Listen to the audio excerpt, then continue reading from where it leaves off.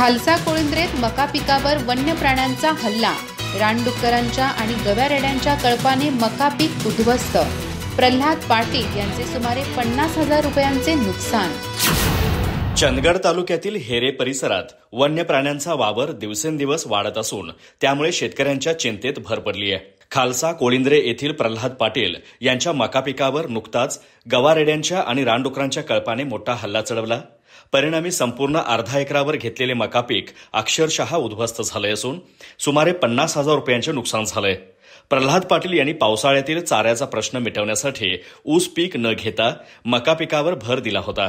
वैरणी जमिनीचा योग्य उपयोग करत त्यांनी हे पीक घेतलं, पण वन्य प्राण्यांच्या हल्ल्याने त्यांच्या मेहनतीवर पाणी फिरलं. रात्रीच्या वेळेस गवा-रेड्यांचा आणि रानडुकरांचा कळप शेतात घुसून सगळं पीक फस्त करून गेला. या भागात यापूर्वीही अशा प्रकारच्या घटना घडल्या असून वन विभागाकडून यावर कोणताही ठोस उपाययोजना केली जात नाही. उन्हाळ्यात किमान राखण करता येते, पण पावसाळ्यात ती अशक्य होत असल्याने शेतकऱ्यांमध्ये संतापाचं वातावरण आहे. काय करायचं, कोणाकडे जायचं असा सवाल शेतकरी विचारत आहेत.